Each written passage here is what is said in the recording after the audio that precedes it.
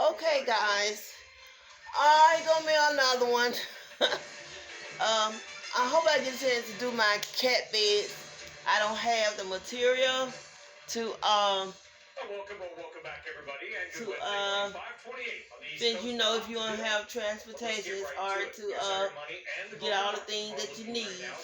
So just work what I got. They're just about halfway mixed, I guess. And you see, this is different futures at this colors. hour. Hold on, I'm not discounting these colors. Futures right now to kind of, it's not the same one.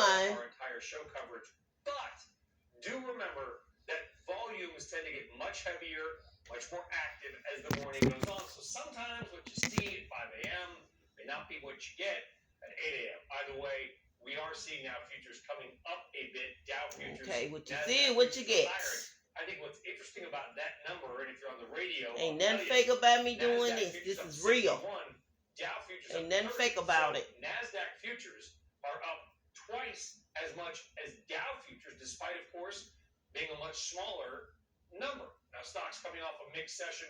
I saw the Dow and the S&P snap their respective win streaks on Tuesday, but technology remains strong. The NASDAQ 100, posting yet another record high at close. It looks like an early indication we could get the same thing today. All this, by the way, as bond yields continue to fall. Remember, okay, this is better.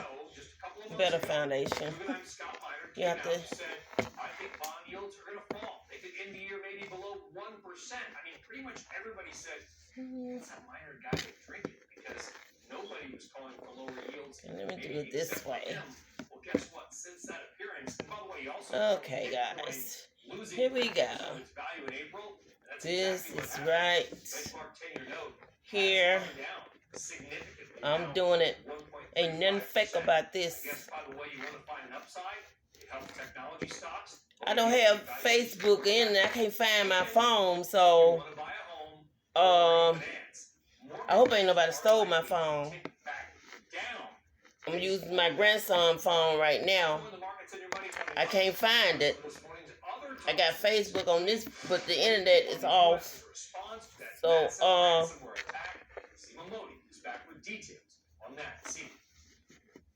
Brian, we will start right there. President Biden set to meet with federal officials today to discuss how to combat the growing threat of cyber attacks like the one this past weekend on software company Kaseya. You see, this is real. There's nothing fake about this. National and economic security priority. The administration says that another meeting on the matter is expected to take place next week between the U.S. and Russia.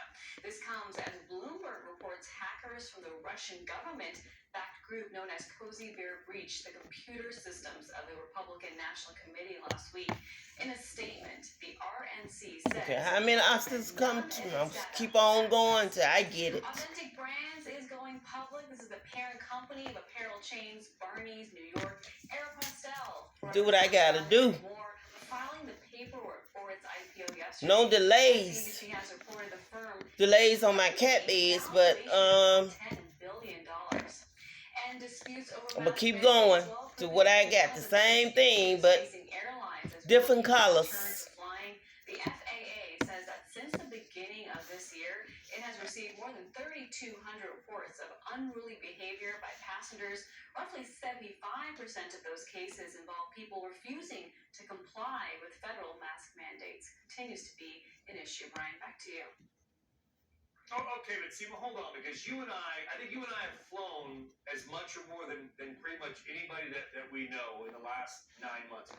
I've seen some of these mask fights, but mostly what they are, tell me what you think, is number one, a lot of little kids, 2- and 3-year-olds, the parents are frustrated, they're fighting with the kids. And number two, I've had very different experiences on planes where if you want to eat, can you keep it down the whole time you're eating, or is it literally pull it down, shove food in your mouth, pull it up? And I've seen passengers kind of nitpick on that. Is that kind of what you've seen, or have you just seen straight up argument, fight? I personally have not seen these sort of mask outrage moments on air or on a plane when I've traveled in the last couple months, Brian. I think what it really comes down to is there's just different rules now around wearing a mask, right? When you enter a grocery store or enter a store where you want to buy clothes or get on a plane, right? There's just different rules, and I think that's confusing passengers and customers in general, and that's why you're seeing some people get a little mad about it. But if it's a rule, you got to follow it. That's what it is.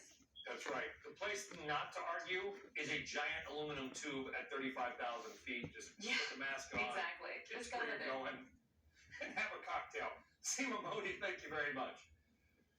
All right, meantime, it is day 6 of the OPEC impasse. The group unable to come together so far and agree on a deal that would put more. I'm gonna lie like I'm not doing my own work.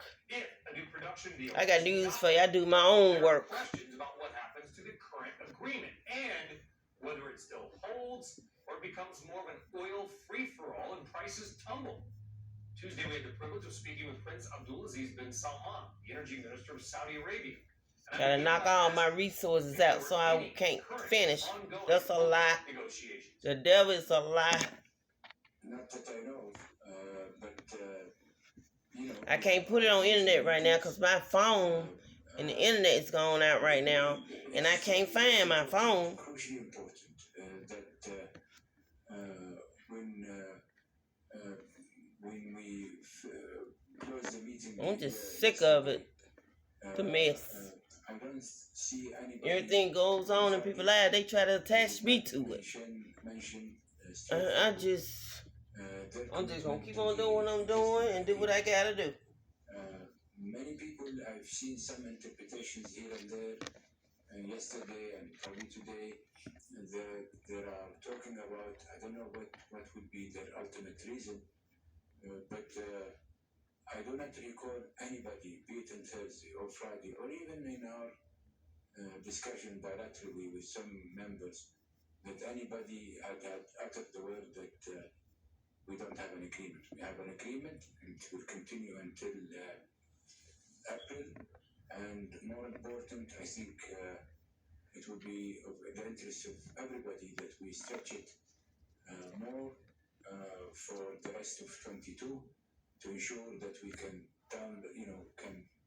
download these volumes in a meticulous way to ensure that we would not disturb the market.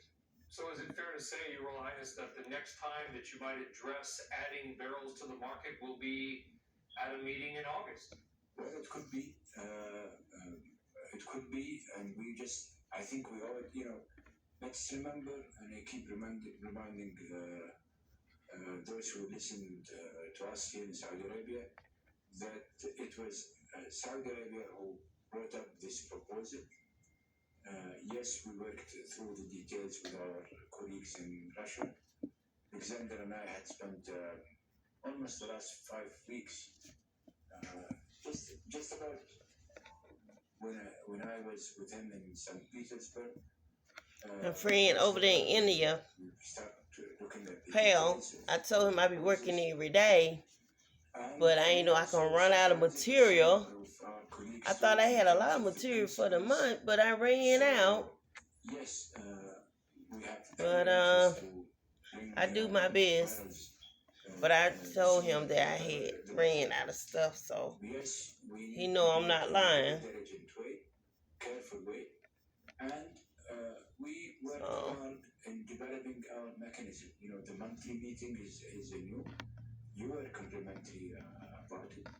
The adjustment mechanism is a good safety valve for the market because it enabled us, and we did exercise it. Remember, originally the 2 million should have come in 1 day, and then we stretched it for 4 months, and then we even, as Saudi Arabia, brought more in the form of voluntary cut, which is to try to facilitate. People call me out my name, call me a dog or whatever.